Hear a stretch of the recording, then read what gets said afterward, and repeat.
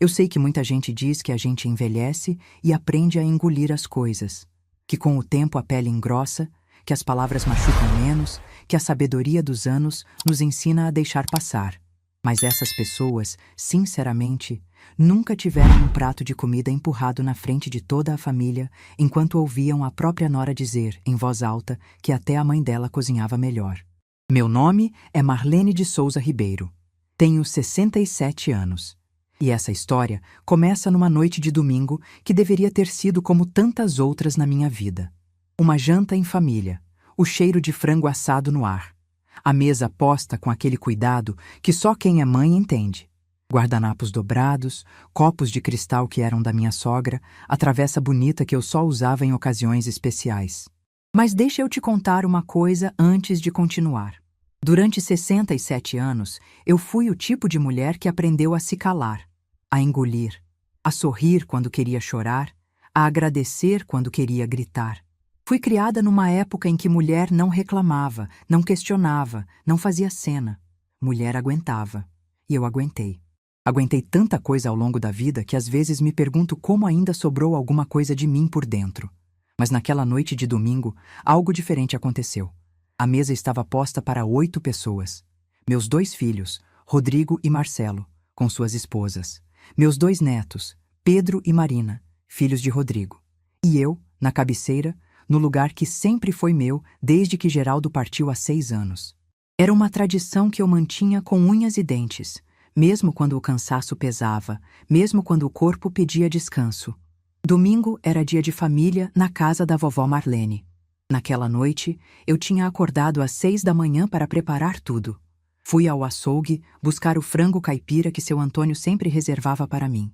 Passei a manhã inteira temperando, assando, cuidando de cada detalhe. Fiz arroz soltinho do jeito que as crianças gostavam, feijão cremoso, farofa com bacon, salada colorida. Coloquei flores na mesa, acendi uma vela perfumada na sala, deixei tudo impecável. Quando a família chegou, por volta das 7 da noite, a casa estava cheirando a lar. Aquele cheiro bom de comida caseira que abraça a gente quando entra. Meus netos vieram correndo me dar beijo, Marcelo e Patrícia trouxeram uma sobremesa, Rodrigo e Débora chegaram por último, como sempre. Débora, minha nora mais velha. A mulher que meu filho Rodrigo escolheu para passar a vida. Desde o primeiro dia em que ela pisou na minha casa, há 10 anos, eu senti que havia algo errado. Não era nada que eu pudesse apontar com o dedo. Nada que eu pudesse reclamar em voz alta. Era um jeito, um olhar, uma forma de falar comigo que sempre me deixou com a sensação de ser menos. Como se eu fosse um móvel velho que ela precisava tolerar porque fazia parte do pacote. Mas eu nunca disse nada. Porque Rodrigo a amava. Porque ela era a mãe dos meus netos. Porque família é família e a gente aguenta. Naquela noite sentamos todos à mesa. Eu servi os pratos com aquele orgulho silencioso de quem passou horas cozinhando. Pedro, meu neto mais velho, de 8 anos, disse que estava com muita fome e que a comida da vovó era a melhor do mundo. Marina, a pequena de 5 anos, pediu mais arroz antes mesmo de terminar o primeiro prato. Marcelo elogiou o tempero do frango, Patrícia disse que eu tinha caprichado. E então Débora pegou o garfo. Eu a observei cortar um pedaço do frango, levar à boca, mastigar devagar. Sua expressão mudou aos poucos. Primeiro uma leve franzida de sobrancelhas. Depois um olhar de lado para Rodrigo. E então, sem nenhum aviso, ela empurrou o prato para frente, fazendo barulho na mesa e disse em voz alta: "Essa comida tá horrível." Sinceramente, dona Marlene, minha mãe cozinha muito melhor que a senhora.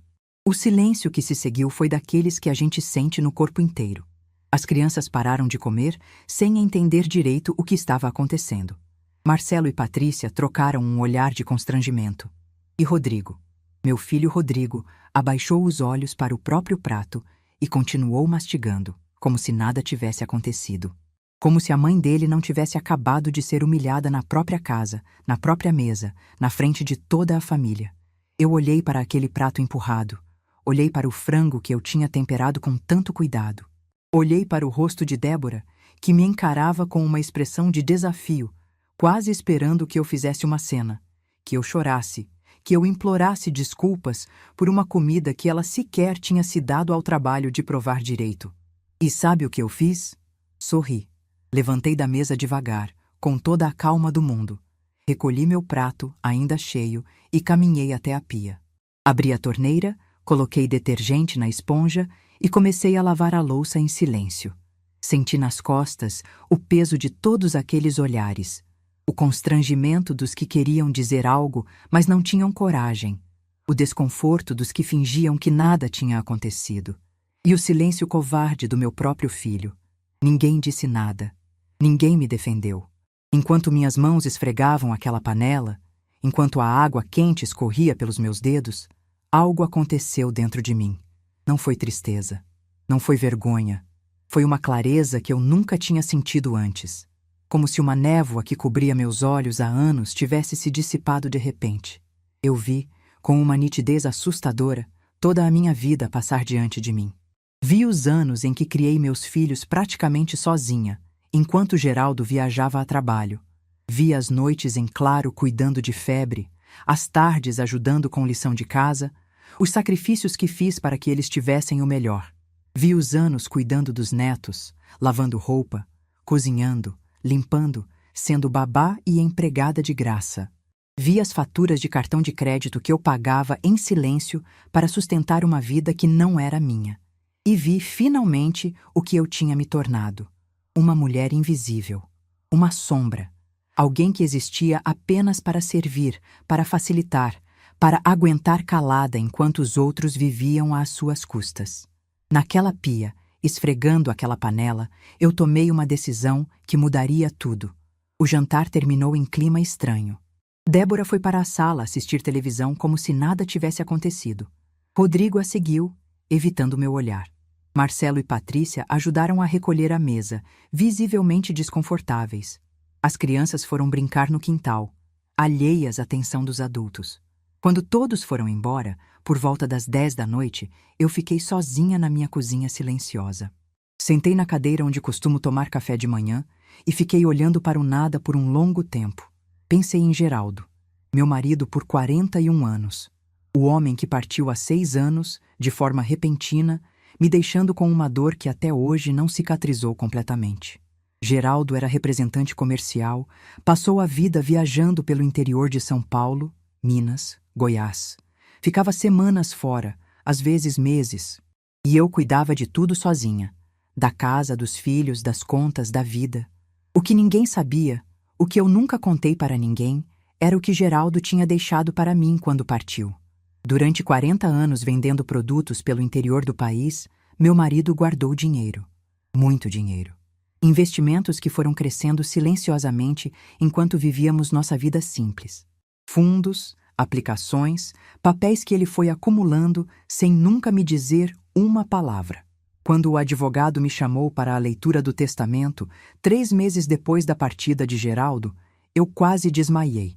Meu marido tinha deixado quase R$ 1.200.000 em investimentos, além da casa quitada e de um pequeno apartamento no litoral que eu nem sabia que existia. Um apartamento em Guarujá, de frente para o mar, que ele tinha comprado há 15 anos como investimento e nunca me contou. E sabe o que eu fiz com essa informação? Guardei. Não contei para ninguém, nem para Rodrigo, nem para Marcelo. Continuei vivendo minha vida simples, com as mesmas roupas, o mesmo carro velho, os mesmos hábitos de sempre. Os rendimentos iam caindo na conta todo mês, e eu deixava acumular. Para todos, eu era apenas Dona Marlene, a viúva aposentada que precisava economizar, que dependia da boa vontade dos filhos. Mas eu tinha um segredo que me dava uma segurança que ninguém imaginava. Sentada naquela cozinha escura, depois do jantar mais humilhante da minha vida, eu entendi por que tinha guardado aquele segredo por tanto tempo. No fundo, eu sempre soube que um dia ia precisar dele. Que um dia a máscara ia cair, que a verdade ia aparecer e que eu ia precisar de uma saída. Esse dia tinha chegado. Levantei da cadeira e fui até o escritório. Abri a gaveta onde guardava os documentos importantes e tirei de lá uma pasta que eu não mexia há meses. Dentro dela estavam os extratos do cartão de crédito, não o meu cartão pessoal. O cartão adicional que eu tinha dado para Débora há 3 anos, quando Rodrigo apareceu na minha porta pedindo ajuda porque estavam apertados financeiramente. Comecei a folhear os extratos mês a mês, e o que eu vi confirmou tudo o que eu já suspeitava, mas me recusava a enxergar. Salão de beleza toda semana, R$ 400 por visita. Roupas de grife, blusas de 300, bolsas de 800, sapatos de 500, restaurantes caríssimos, spas, clínicas de estética, produtos importados que custavam mais do que toda a minha compra do mês. Mas o que realmente me fez parar de respirar foi uma sequência de compras que eu nunca tinha prestado atenção. Presentes. Muitos presentes. Joias em lojas sofisticadas, perfumes importados de marcas francesas. Roupas finas em boutiques caras, todos comprados em datas específicas, maio, outubro, dezembro. Peguei o calendário e conferi. Dia das Mães, aniversário, Natal. Meu estômago revirou quando entendi. Débora estava usando o meu cartão para comprar presentes de luxo para a mãe dela, a mesma Dona Sônia que supostamente cozinhava melhor que eu. A mesma mulher que Débora sempre elogiava, sempre colocava num pedestal, sempre usava para me diminuir. Cada "obrigada, filha, você me mima tanto" que Dona Sônia postava nas redes sociais, cada foto exibindo joias e perfumes caros, cada elogio público à filha generosa, tudo tinha sido pago com o meu dinheiro, com as economias de uma viúva de 67 anos que acordava às 5 da manhã para cuidar dos netos que não eram dela. Fechei a pasta devagar. Minhas mãos tremiam, mas não era de tristeza. Era de algo que eu não sentia há muito tempo. Uma mistura de clareza e determinação que parecia ter brotado do fundo do meu ser. Fui até o banheiro, lavei o rosto, olhei para meu reflexo no espelho. Vi uma mulher de cabelos brancos, rugas ao redor dos olhos, pele marcada pelo tempo. Mas vi também algo que tinha esquecido que existia. Um brilho no olhar. Uma força que tinha ficado adormecida por décadas, esperando o momento certo para despertar. Débora, eu disse para o espelho em voz baixa. Você não faz ideia do que acabou de fazer. Voltei para a sala e peguei meu celular. Eram quase meia-noite, mas eu não conseguiria dormir de qualquer forma. Abri o aplicativo do banco e fiquei olhando para os números na tela. Minha conta corrente, minha poupança, meus investimentos, os rendimentos acumulados de 6 anos de uma herança que ninguém conhecia. Eu tinha poder, tinha recursos, tinha opções. E pela primeira vez em 67 anos, eu ia usar tudo isso. Não para me vingar, não para destruir ninguém, mas para fazer algo que deveria ter feito há muito tempo, me colocar em primeiro lugar. O prato empurrado ainda estava na minha cabeça quando fui deitar. A voz de Débora ecoava. Minha mãe cozinha muito melhor que a senhora. Mas dessa vez, aquelas palavras não me machucavam, me fortaleciam, porque Débora tinha cometido um erro fatal. Ela tinha humilhado uma velha senhora, achando que era inofensiva, que era dependente, que não tinha escolhas. Ela tinha empurrado o prato de quem pagava suas contas, financiava seus luxos, sustentava suas aparências.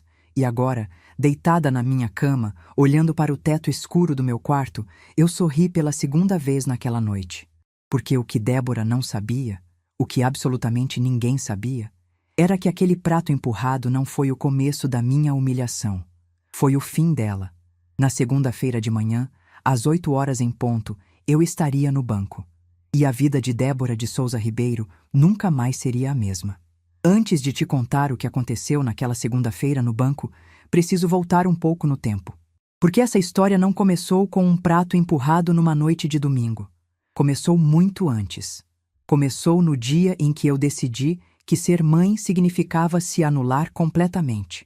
Rodrigo nasceu em 1982, numa madrugada chuvosa de julho. Eu tinha 25 anos e todo o amor do mundo guardado no peito esperando aquele menino. Geraldo estava viajando, como sempre. Fui para o hospital sozinha, de táxi, com a bolsa na mão e o coração disparado. Passei 16 horas em trabalho de parto, sem ninguém segurando minha mão, sem ninguém me dizendo que ia ficar tudo bem. Quando Rodrigo finalmente nasceu, às 4h20 da manhã, eu chorei de alegria e de exaustão. A enfermeira colocou aquele bebê vermelhinho no meu peito e eu jurei, ali mesmo, que faria qualquer coisa por ele. Qualquer sacrifício, qualquer renúncia, qualquer dor. Aquele menino era minha razão de viver. Geraldo só conheceu o filho 5 dias depois, quando voltou de uma viagem ao Mato Grosso. Chegou em casa com um buquê de flores e um sorriso culpado. Eu engoli a mágoa e sorri de volta, porque era isso que esposas faziam naquela época. Engoliam. 5 anos depois veio Marcelo. Dessa vez, Geraldo estava presente no parto, mas precisou sair no meio porque recebeu uma ligação importante de um cliente. Eu dei à luz sozinha de novo, ouvindo os passos dele se afastando pelo corredor do hospital enquanto eu gritava de dor. Criei meus 2 filhos praticamente como mãe solteira. Geraldo era um fantasma que aparecia de vez em quando, trazia presentes, fazia promessas e desaparecia novamente na estrada. Eu era tudo ao mesmo tempo: mãe, pai, professora, enfermeira, psicóloga, cozinheira, faxineira. Acordava antes do sol nascer e dormia depois de meia-noite. Não tinha folga, não tinha férias, não tinha 1 minuto sequer para pensar em mim mesma. E sabe o que eu recebia em troca? A certeza de que estava fazendo o certo.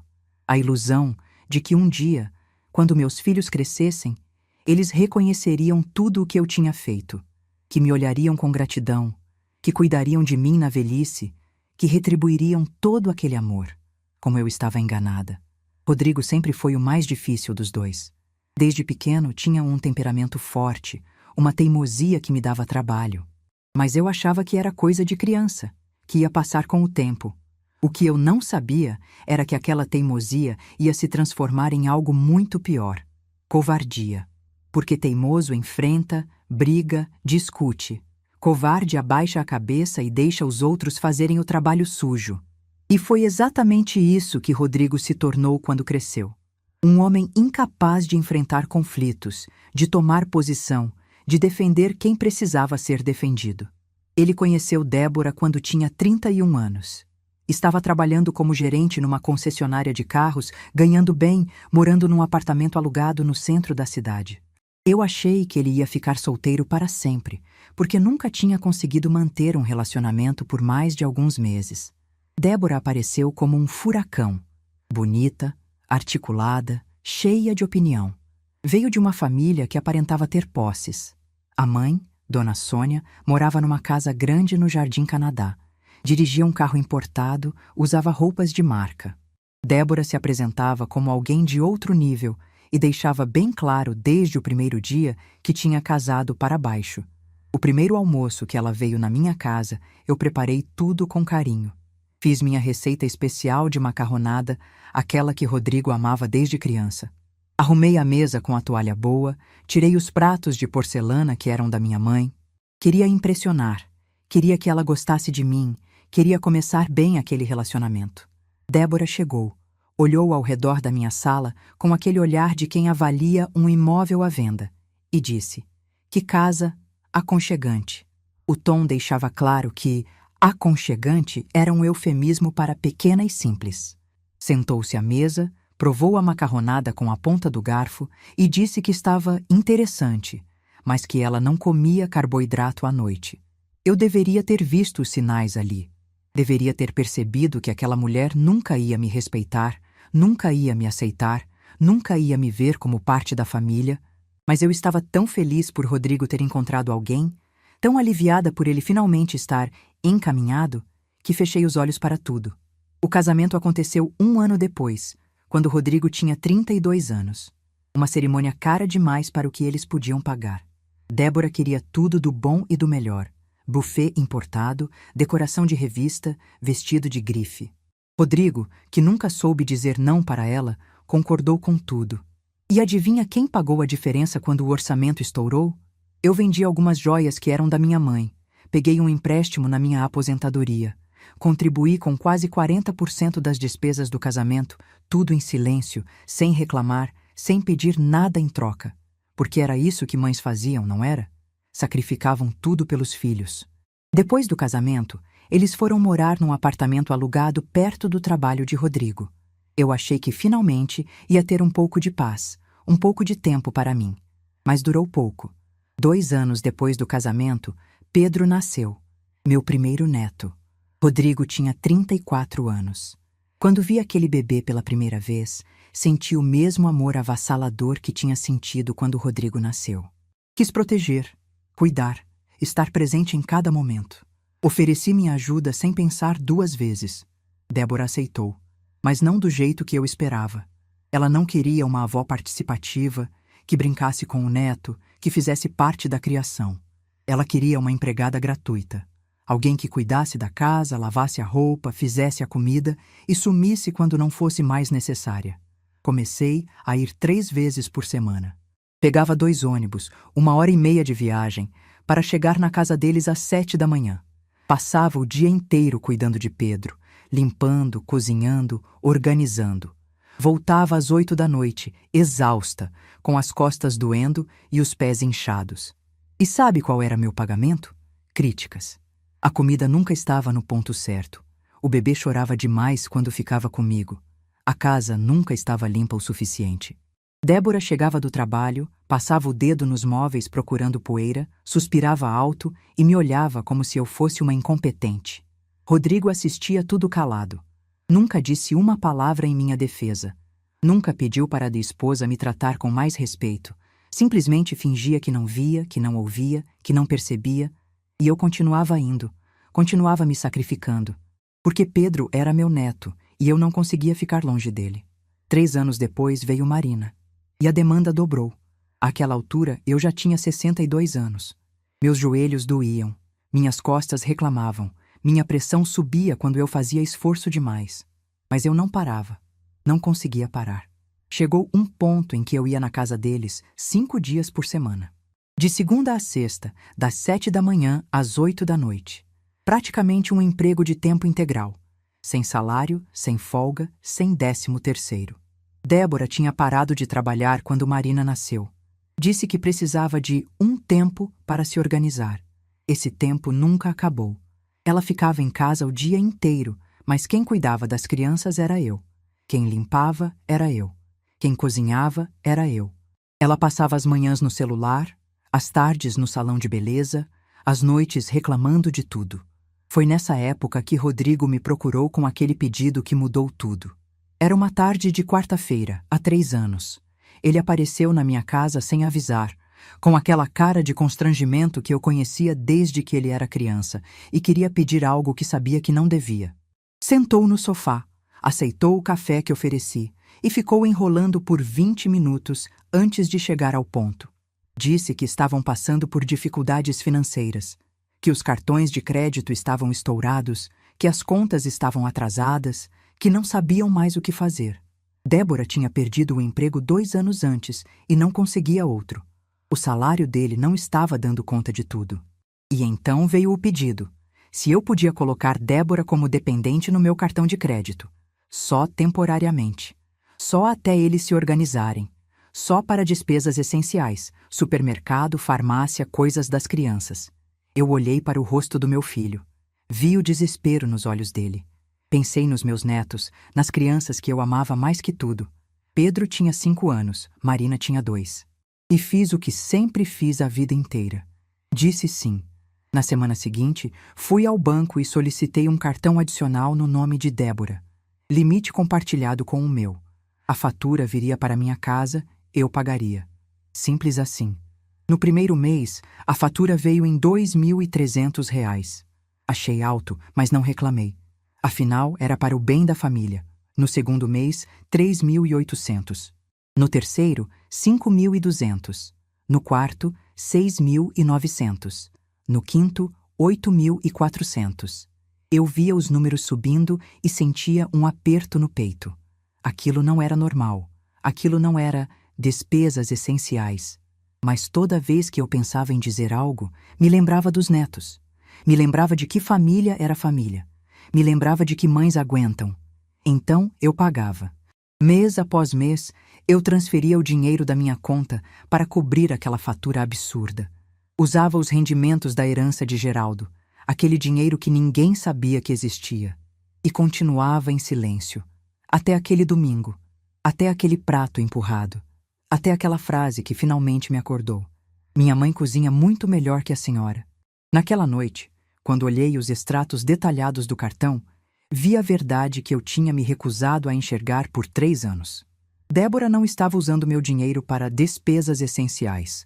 Estava usando para manter uma vida de aparências, para fingir que era rica, para comprar presentes caros e impressionar a própria mãe enquanto tratava a minha como lixo. Os presentes de Dia das Mães, aniversário e Natal, que Dona Sônia recebia e exibia orgulhosa nas redes sociais, todos pagos por mim.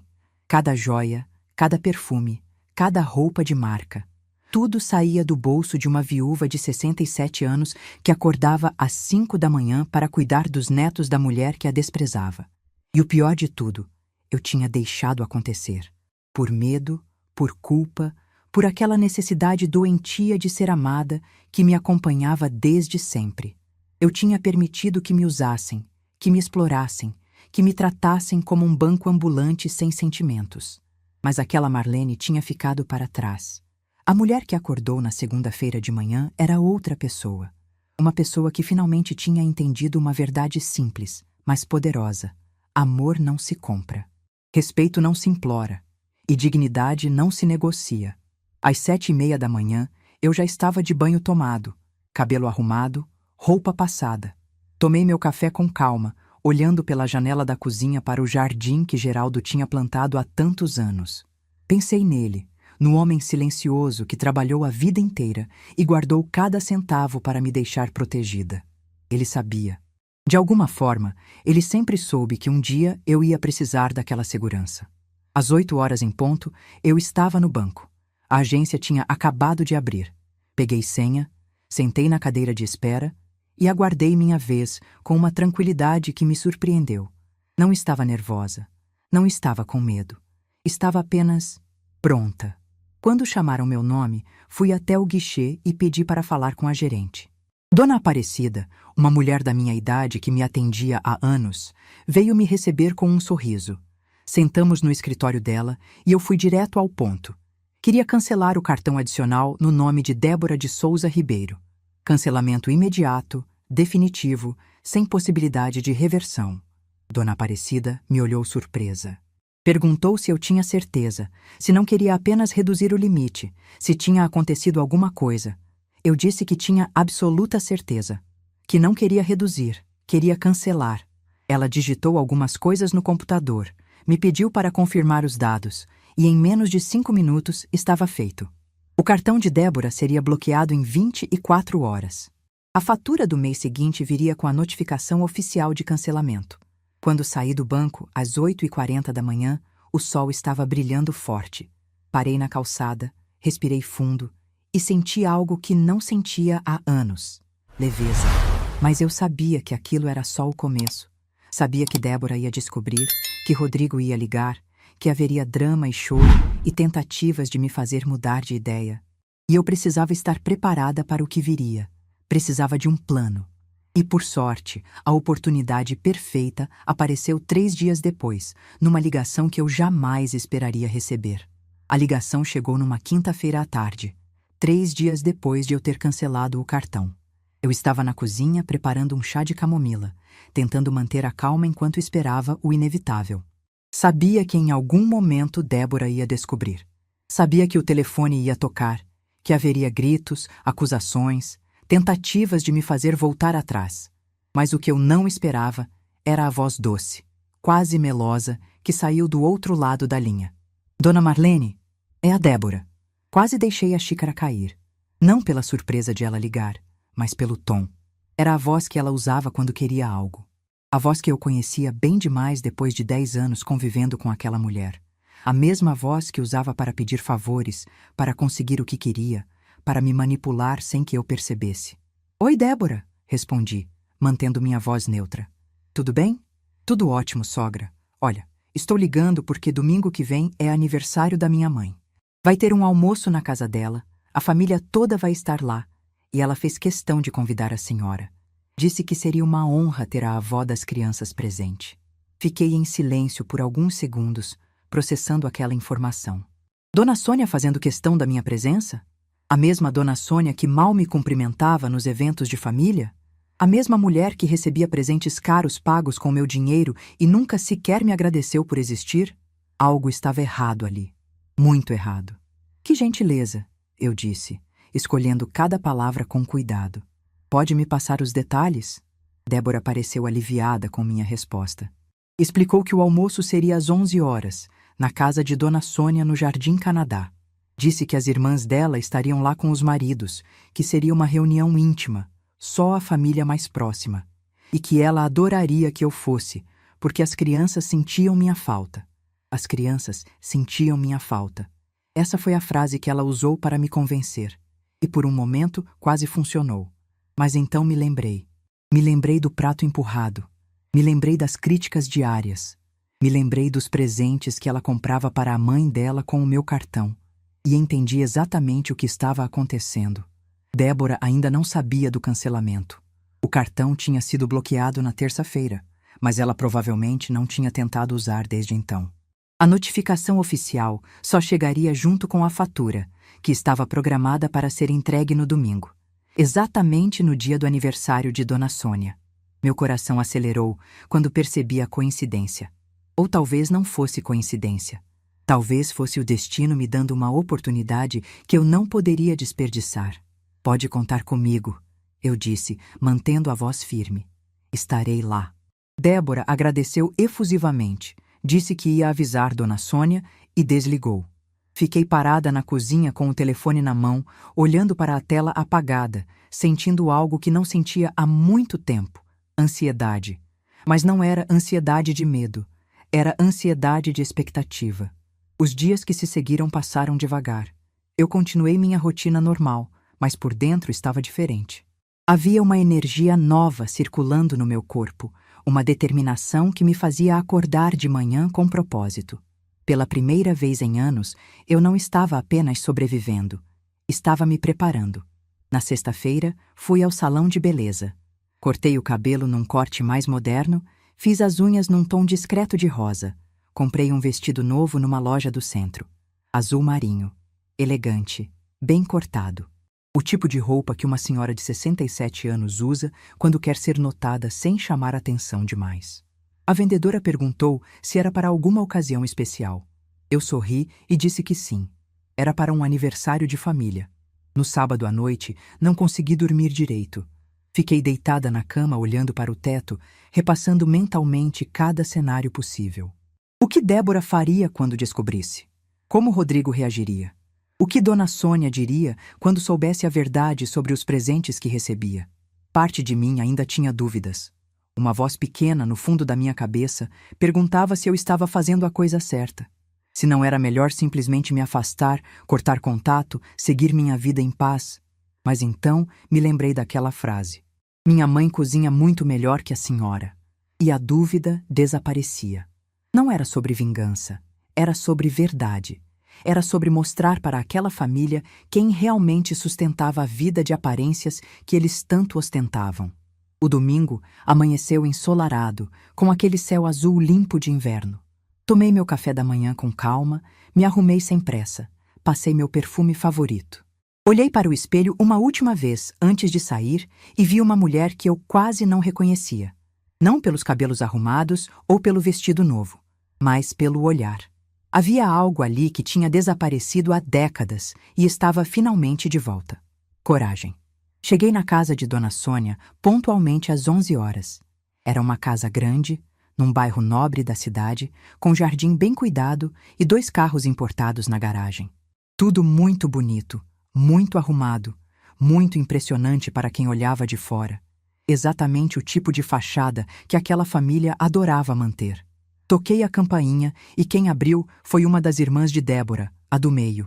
Ela me olhou de cima a baixo com aquele ar de superioridade que parecia ser genético naquela família e disse secamente: "Ah, a sogra da Débora. Pode entrar. Minha mãe está na sala." Entrei e fui recebida pelo barulho típico de reunião de família. Vozes, risadas, crianças correndo pelo corredor. A casa estava cheia. Além das 3 filhas de Dona Sônia com seus respectivos maridos, havia sobrinhos, primos, até alguns vizinhos. Era muito mais gente do que Débora tinha dito. Aquilo não era uma reunião íntima, Era uma festa de verdade. Encontrei Rodrigo e Débora na sala, conversando com um casal que eu não conhecia. As crianças vieram correndo me abraçar assim que me viram. Pedro me puxou pela mão querendo mostrar algo no quintal. Marina pediu colo com aquela voz manhosa que sempre me derretia. Por um momento, senti meu coração amolecer. Aqueles dois eram completamente inocentes em toda essa história. Débora se aproximou com um sorriso ensaiado e me deu 2 beijinhos no rosto. Que bom que veio, sogra. A mamãe vai ficar tão feliz. Rodrigo me cumprimentou com um aceno de cabeça distante, evitando meu olhar como sempre fazia quando estava desconfortável com alguma situação. Dona Sônia apareceu alguns minutos depois, toda produzida, usando um vestido florido caro e joias que eu reconheci imediatamente.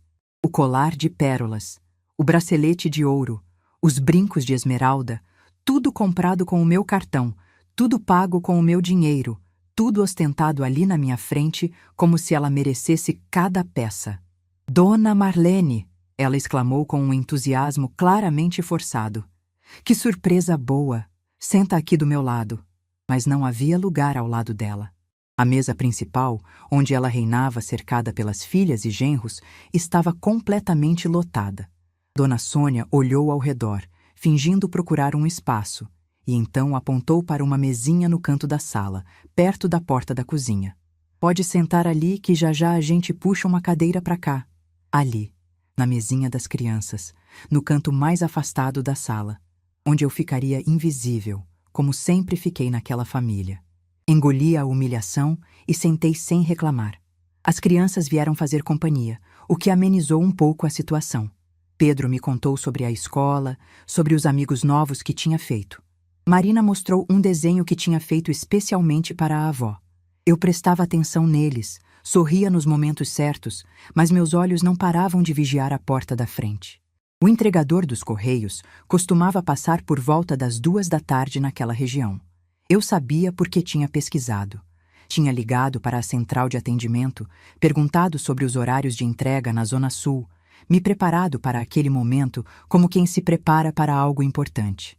O almoço foi servido às 12h30. Comida farta, bebida à vontade, sobremesas caras.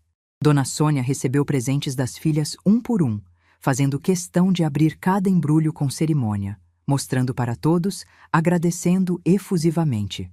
Fez discursos emocionados sobre como era abençoada por ter uma família tão maravilhosa. Posou para dezenas de fotos que certamente iriam para as redes sociais ainda naquela tarde. Débora estava radiante, pavoneando-se pela casa como se fosse a anfitriã principal, exibindo as crianças bem arrumadas como troféus de boa mãe. Eu comia em silêncio na minha mesinha do canto, observando tudo, esperando. O relógio da parede marcava 1h40 quando ouvi o interfone tocar. Uma das irmãs de Débora foi atender. Voltou dizendo que era um entregador dos Correios que tinha uma correspondência registrada para a senhora Débora de Souza Ribeiro. Débora estranhou, mas levantou para ir buscar no portão. Meu coração disparou. Era agora. Observei pela janela da sala enquanto ela caminhava pelo jardim, assinava o recibo e pegava o envelope pardo. Vi quando ela abriu ali mesmo, no meio do caminho, provavelmente curiosa demais para esperar. Vi seu rosto mudar de confusão para incredulidade, e de incredulidade para algo que parecia puro desespero. Ela voltou para dentro da casa com o papel na mão, os olhos arregalados, a respiração visivelmente acelerada. Foi direto para onde Rodrigo estava sentado e puxou ele pelo braço com força, sussurrando algo no ouvido dele. O rosto do meu filho ficou pálido como papel. Por um momento, achei que eles iam resolver aquilo em particular, que iam me procurar depois, longe dos outros, para ter a conversa que precisava acontecer. Mas Débora estava nervosa demais, desesperada demais, para pensar com clareza. "Rodrigo, sua mãe cancelou o cartão!" Ela disse, a voz alta demais para o ambiente. "O cartão foi cancelado. Está escrito aqui, olha. E tem uma fatura de quase 12 mil reais." A sala inteira ficou em silêncio absoluto. Todas as conversas pararam. Todos os olhares se voltaram primeiro para ela, depois para mim. Dona Sônia se levantou do seu lugar de honra, o rosto confuso. "Que cartão? Do que você está falando, filha?" E foi aí que Débora perdeu completamente o controle. O cartão da sogra dele, ela gritou, apontando para mim com o dedo tremendo. O cartão que ela me deu para usar. Eu faço todas as minhas compras nesse cartão, mãe. Todas, inclusive os presentes que eu te dou. O silêncio que se seguiu foi o mais ensurdecedor que eu já presenciei. Dona Sônia olhou para a filha, depois para mim, depois para o colar de pérolas no próprio pescoço. Seu rosto passou por várias expressões em poucos segundos.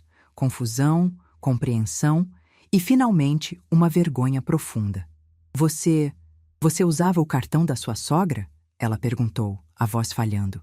Eu me levantei da minha cadeira pela primeira vez. Caminhei devagar até o centro da sala, sentindo todos os olhares sobre mim. Minha voz saiu calma, firme, sem nenhum tremor. Os presentes que a senhora recebe da Débora, Dona Sônia, o colar que a senhora está usando, o bracelete do Dia das Mães, os perfumes do Natal, tudo foi pago por mim, por uma viúva de 67 anos que acorda às 5 da manhã para cuidar dos netos de graça. Dona Sônia levou a mão ao colar como se ele estivesse queimando sua pele. Débora tentou se defender, gaguejando. Não é assim, vocês não estão entendendo. Então me explica, eu disse, virando para ela. Me explica como você gasta R$ 400 por semana no salão enquanto diz que está passando dificuldade. Rodrigo finalmente se manifestou. Mãe, por favor. Por favor o quê, Rodrigo? Por favor, continua em silêncio como você sempre fez? Ele não tinha resposta. Peguei minha bolsa e caminhei em direção à porta. Antes de sair, parei ao lado de Débora e disse em voz clara: Sua mãe cozinha melhor que eu? Pode ser. Mas agora ela vai ter que pagar suas contas também, porque eu cansei. Saí daquela casa sem olhar para trás. Entrei no meu carro e dirigi em silêncio, as mãos tremendo no volante. Não de medo, de alívio. Em casa, desliguei o telefone e fui fazer um chá. Naquela noite, dormi melhor do que havia dormido em anos. A mulher que tinha lavado louça em silêncio não existia mais. E a que tinha tomado seu lugar não pretendia calar nunca mais. Os dias que se seguiram à festa de Dona Sônia foram os mais silenciosos e, ao mesmo tempo, os mais barulhentos da minha vida. Silenciosos porque eu decidi me afastar de tudo. Desliguei o telefone, não abri a porta para ninguém, não respondi mensagens. Precisava de tempo para processar o que tinha acontecido, para entender o que viria depois, para me preparar para as consequências das minhas escolhas. Barulhentos porque, mesmo com o telefone desligado, eu sabia que do outro lado havia uma tempestade se formando.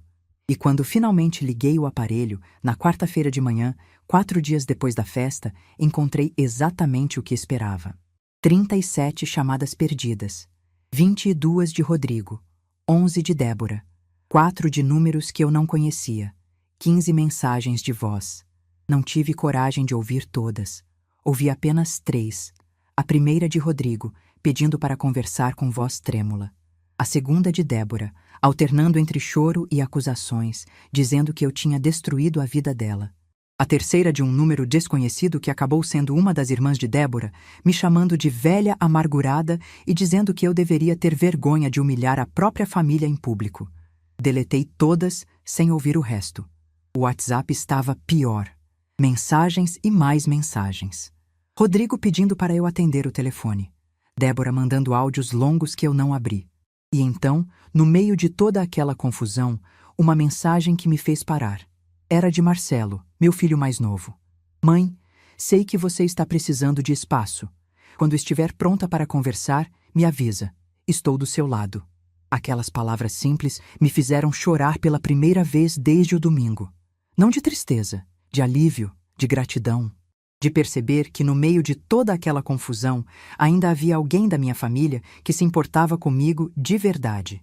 Respondi apenas: pode vir amanhã à tarde.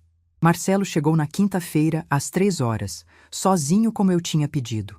Trouxe um bolo de laranja que Patrícia tinha feito especialmente para mim e um buquê de flores do jardim da casa deles.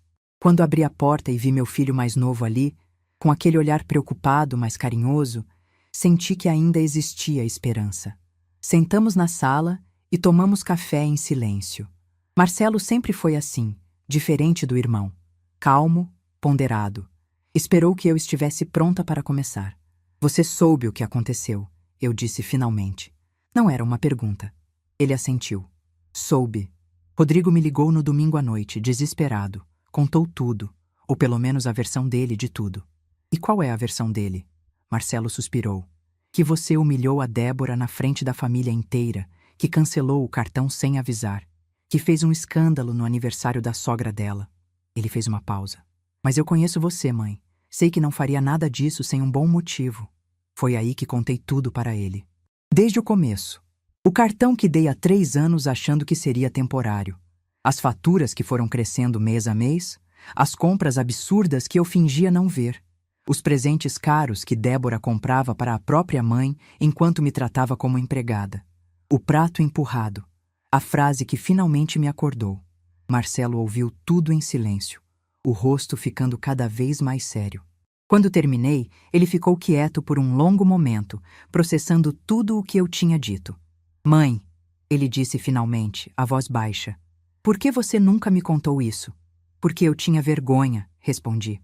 Vergonha de admitir que estava sendo usada. Vergonha de ser tão fraca a ponto de aceitar tudo calada. Você não é fraca, Marcelo disse, pegando minha mão. Você é a mulher mais forte que eu conheço. Criou 2 filhos praticamente sozinha enquanto o pai viajava. Segurou a família nas costas a vida inteira. O problema não é você ser fraca. O problema é que tem gente que confunde bondade com fraqueza. Aquelas palavras me atingiram de um jeito que eu não esperava.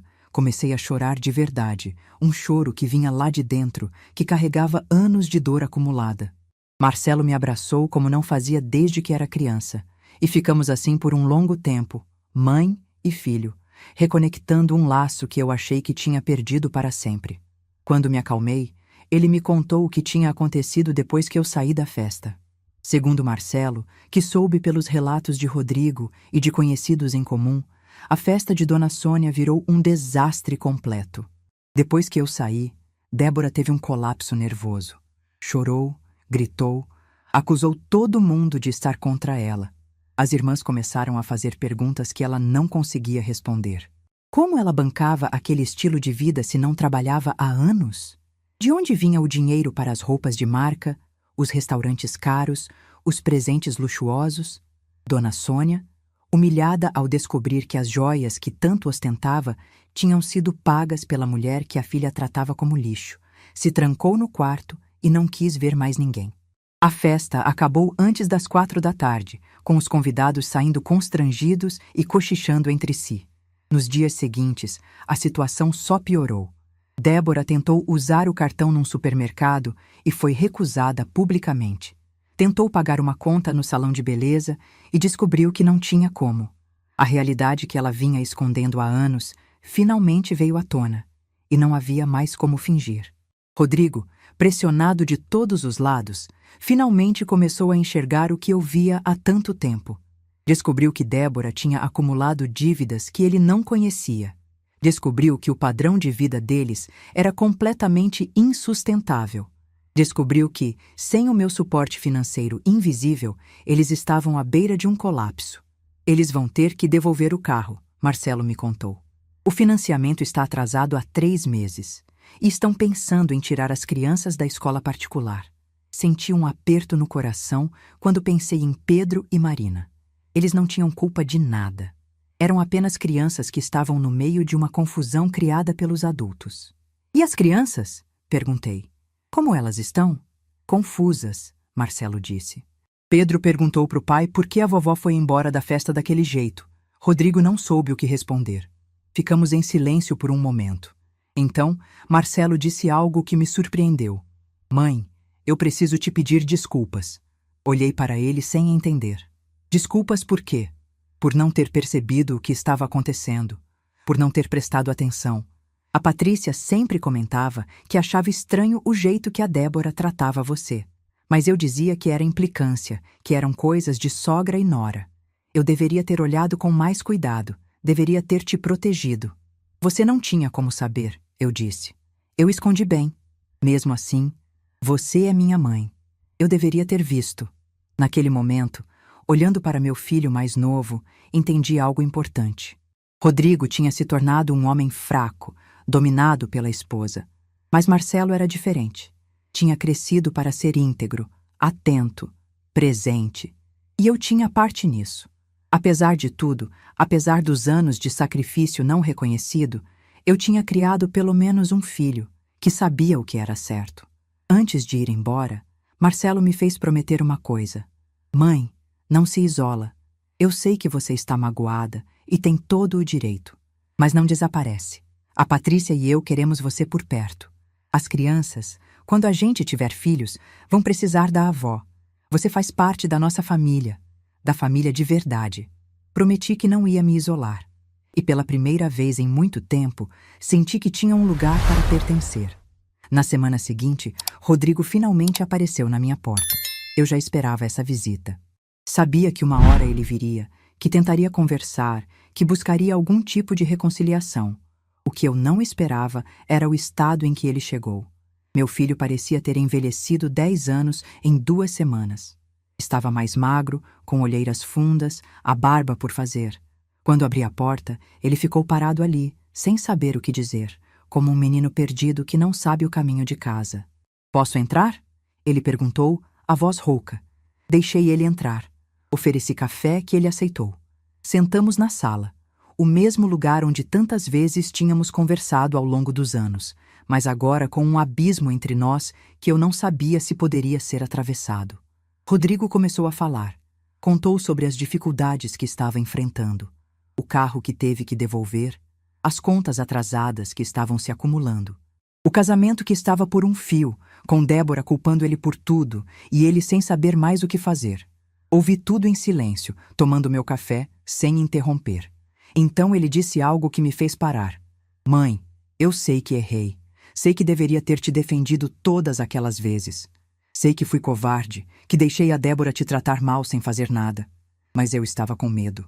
Medo de perder meu casamento. Medo de ficar sozinho. Medo de enfrentar a realidade. Ele fez uma pausa, os olhos marejados. Naquela noite, quando ela empurrou o prato e disse aquela coisa horrível sobre a comida, eu quis falar alguma coisa. Juro que quis, mas as palavras não saíram. Fiquei paralisado, como sempre fico. E quando vi você levantando para lavar a louça, com aquela calma toda, senti tanta vergonha de mim mesmo que não consegui nem te olhar. Fiquei em silêncio por um momento, processando aquela confissão. E o que você quer agora, Rodrigo? Perguntei finalmente. Quero pedir perdão, ele disse. Não só pelo cartão ou pela festa. Por tudo. Por todos os anos em que te vi sendo maltratada e não fiz nada. Por todas as vezes em que escolhi o silêncio em vez de te defender. Por ter sido o tipo de filho que você não merecia ter. Olhei para o rosto do meu filho, aquele rosto que eu conhecia desde que ele era um bebê, e vi ali uma dor genuína. Não era manipulação, não era teatro, era arrependimento de verdade. Mas arrependimento não apaga o passado. Eu aceito suas desculpas, Rodrigo, eu disse, escolhendo cada palavra com cuidado. Aceito porque você é meu filho, e eu te amo, apesar de tudo. Mas você precisa entender uma coisa. As coisas não podem voltar a ser como eram. Eu sei, mãe. Não, você não sabe. Deixa eu terminar. Respirei fundo. Durante anos, eu fui a mãe que fazia tudo, que aceitava tudo, que se sacrificava em silêncio esperando ser reconhecida. Essa mulher não existe mais. Se você quiser fazer parte da minha vida daqui pra frente, vai ter que ser de um jeito diferente, com respeito, com consideração. Como 2 adultos que se amam, não como uma mãe desesperada e um filho que se aproveita. Rodrigo ficou em silêncio, absorvendo minhas palavras. E a Débora? Ele perguntou. A Débora fez suas escolhas, não tenho nada contra ela, mas também não tenho nada para oferecer. Se ela quiser se desculpar um dia, vou ouvir. Mas não vou ficar esperando e não vou permitir que ela volte a me tratar do jeito que tratava. Meu filho assentiu devagar. E as crianças? Ele perguntou, a voz quebrando. Pedro e Marina sentem sua falta. Perguntam por você todo dia. Aquilo doeu. Doeu muito. Mas eu já tinha pensado sobre isso. As crianças são sempre bem-vindas aqui. Você pode trazê-las quando quiser. Mas as visitas vão ser nos meus termos, no meu tempo. Não vou mais ser a avó de plantão que fica disponível 24 horas por dia. Vou ser a avó que participa quando pode e quando quer. A diferença parece pequena, mas faz toda a diferença do mundo. Rodrigo ficou mais um tempo. Tomamos mais café, conversamos sobre amenidades. Quando ele foi embora, me deu um abraço apertado na porta.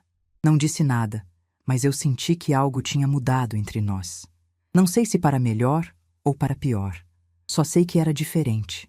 Naquela noite, depois que ele saiu, fiquei sentada na varanda olhando as estrelas.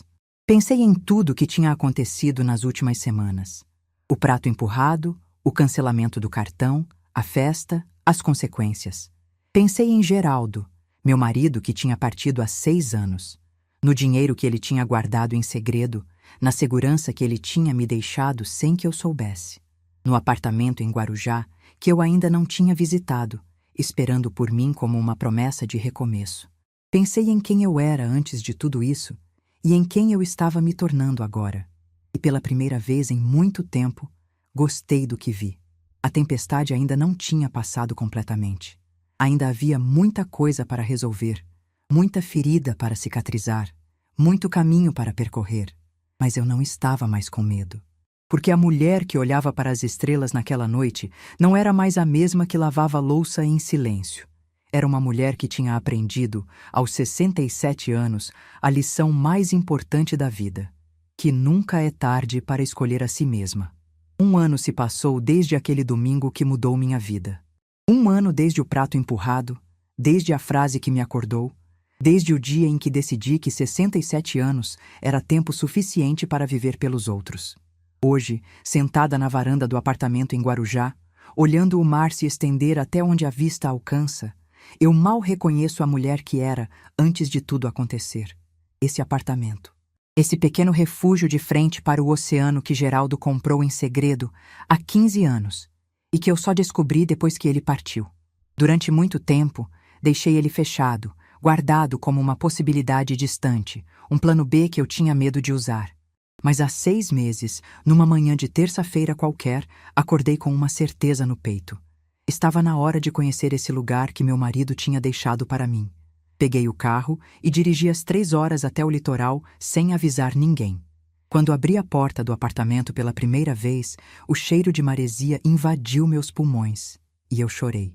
Não de tristeza, mas de uma emoção que não sei nomear. Era como se Geraldo tivesse deixado aquele presente, esperando pelo momento certo. E o momento certo tinha finalmente chegado. O apartamento era simples, mas aconchegante. 2 quartos, uma sala com varanda de frente para o mar, uma cozinha pequena mas funcional. As paredes precisavam de pintura. Os móveis eram antigos, mas nada disso importava. O que importava era a vista. O que importava era o som das ondas quebrando na areia. O que importava era a sensação de paz que me invadiu assim que pisei ali dentro. Passei uma semana inteira naquele apartamento, sozinha, sem falar com quase ninguém. Caminhava na praia de manhã cedo, quando a areia ainda estava fria e o sol começava a nascer. Almoçava em restaurantes simples à beira-mar, conversando com garçons e comerciantes que não sabiam nada sobre minha história. À tarde, sentava na varanda com um livro e deixava as horas passarem sem pressa. Foi naquela semana que entendi algo importante. Eu nunca tinha tirado férias de verdade na vida. 68 anos, e aquela era a primeira vez que eu parava. A primeira vez que não tinha ninguém para cuidar, nenhuma obrigação para cumprir, nenhum papel para desempenhar. Era só eu, o mar e o silêncio. Quando voltei para Ribeirão Preto, estava diferente. Não sei explicar exatamente o que, mas algo tinha mudado por dentro. Comecei a fazer coisas que nunca tinha feito antes. Me inscrevi num curso de pintura em aquarela na associação do bairro. Entrei para um grupo de caminhada que se encontrava toda manhã na Praça Central. Fiz amizade com mulheres da minha idade que tinham histórias parecidas com a minha. Mulheres que também tinham passado a vida cuidando dos outros e estavam aprendendo, tarde, a cuidar de si mesmas. Dona Célia, uma das minhas novas amigas, tinha 72 anos e uma energia que me inspirava. Ela me contou que também tinha sido a mãe que fazia tudo durante décadas, até o dia em que os filhos tentaram interná-la num asilo para ficar com a casa dela.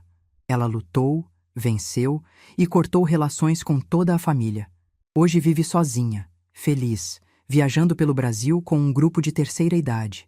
Marlene, ela me disse uma tarde, enquanto tomávamos café na casa dela. A gente passa a vida inteira ensinando as pessoas como nos tratar. Se você aceita desrespeito, elas vão te desrespeitar. Se você exige respeito, elas aprendem a te respeitar.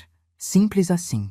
Essas palavras ecoaram na minha cabeça por dias e me ajudaram a entender o que tinha acontecido comigo e o que precisava acontecer dali para frente. Minha relação com Rodrigo mudou. Não posso dizer que melhorou, porque não sei se melhor é a palavra certa. Mudou. Ele vem me visitar uma vez por mês, sempre sozinho, sempre com aquela postura de quem ainda carrega a culpa. Conversamos sobre amenidades, sobre as crianças, sobre o trabalho dele. Não falamos sobre o passado, não precisamos.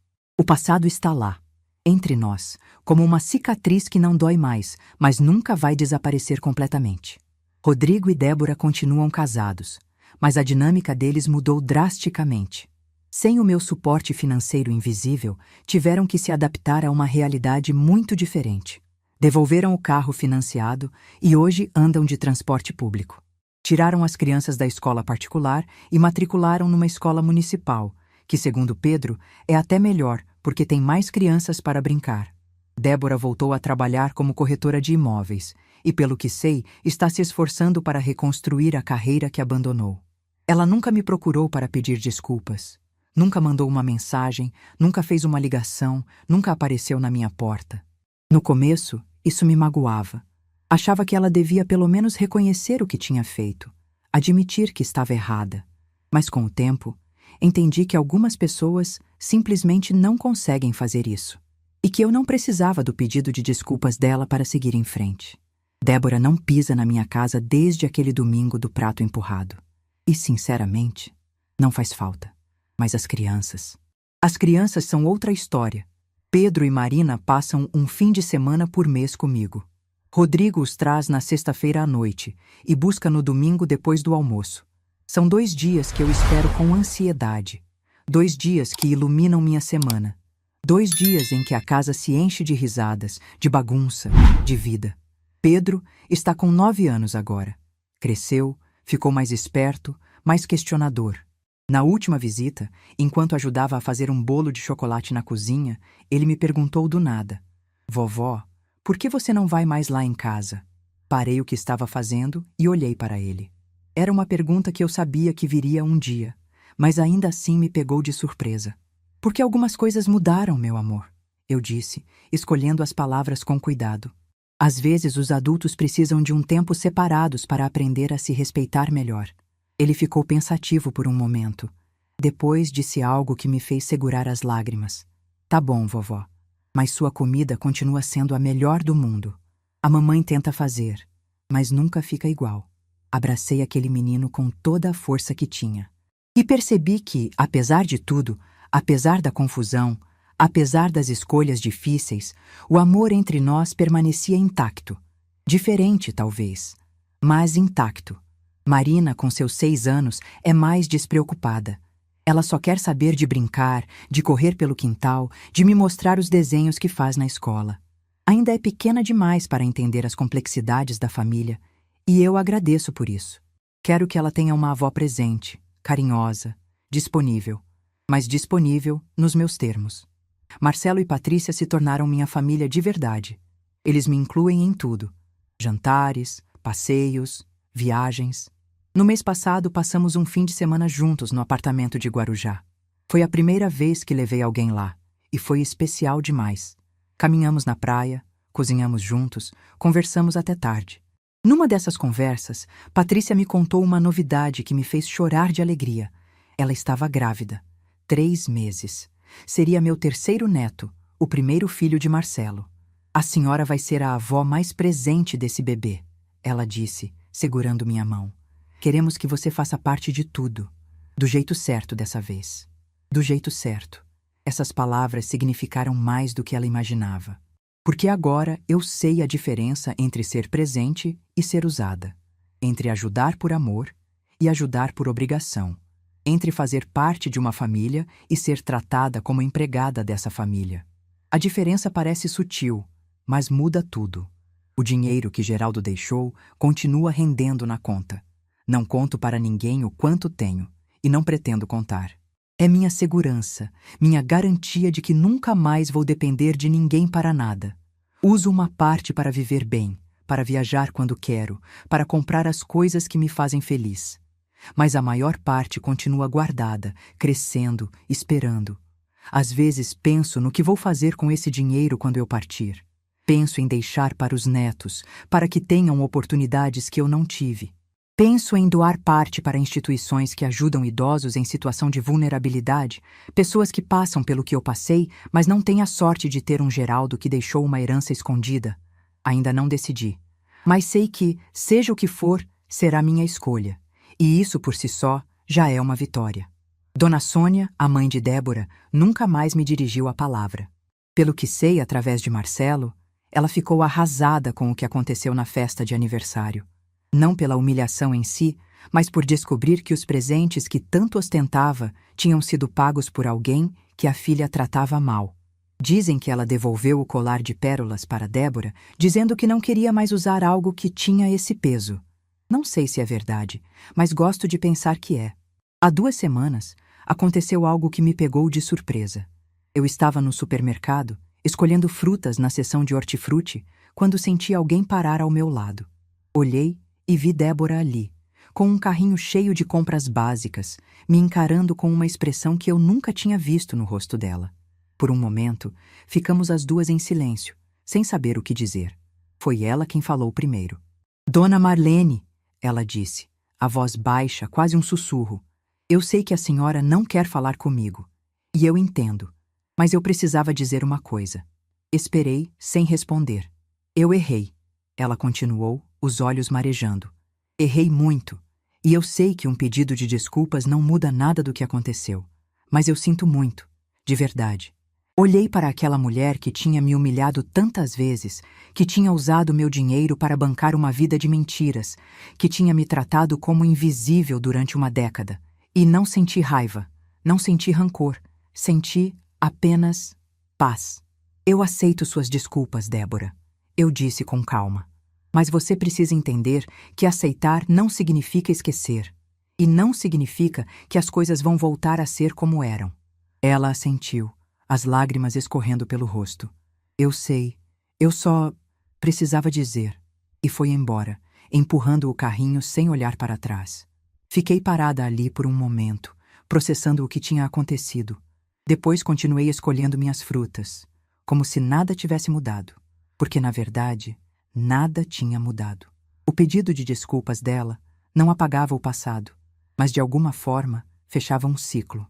Colocava um ponto final numa história que precisava terminar. Hoje, enquanto escrevo essas palavras na varanda do meu apartamento em Guarujá, o sol está se pondo no horizonte. O céu está pintado de laranja e rosa, e o som das ondas embala meus pensamentos. Tenho 68 anos, cabelos brancos, rugas que contam histórias e um coração que finalmente aprendeu a se colocar em primeiro lugar. Não sei quanto tempo ainda tenho pela frente. Ninguém sabe. Mas sei que cada dia que me resta vai ser vivido nos meus termos, do meu jeito, para mim mesma. O prato que Débora empurrou naquela noite de domingo foi o último prato que eu preparei esperando gratidão. Daquele dia em diante, cozinho para quem tem fome, não para quem tem desprezo. A mulher que lavava louça em silêncio enquanto engolia humilhações não existe mais.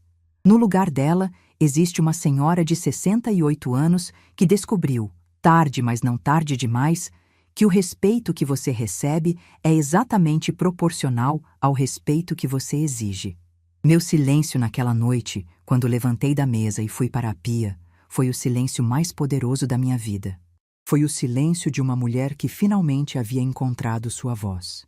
E essa voz, uma vez encontrada, nunca mais se calou.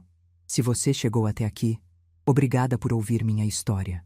Obrigada por caminhar comigo por esses momentos difíceis, por essas escolhas dolorosas, por essa jornada de redescoberta. Espero que, de alguma forma, minha experiência possa iluminar o caminho de alguém que está passando pelo que eu passei. Porque se tem uma coisa que aprendi nesses 68 anos é essa. Nunca é tarde para escolher a si mesmo. Nunca é tarde para exigir respeito. E nunca, jamais, é tarde para recomeçar. O mar continua ali, na minha frente, infinito e eterno. E eu continuo aqui, finalmente em paz, finalmente livre, finalmente eu. Se essa história tocou seu coração, deixe seu like, se inscreva no canal e comente aqui embaixo. No meu lugar, o que você faria?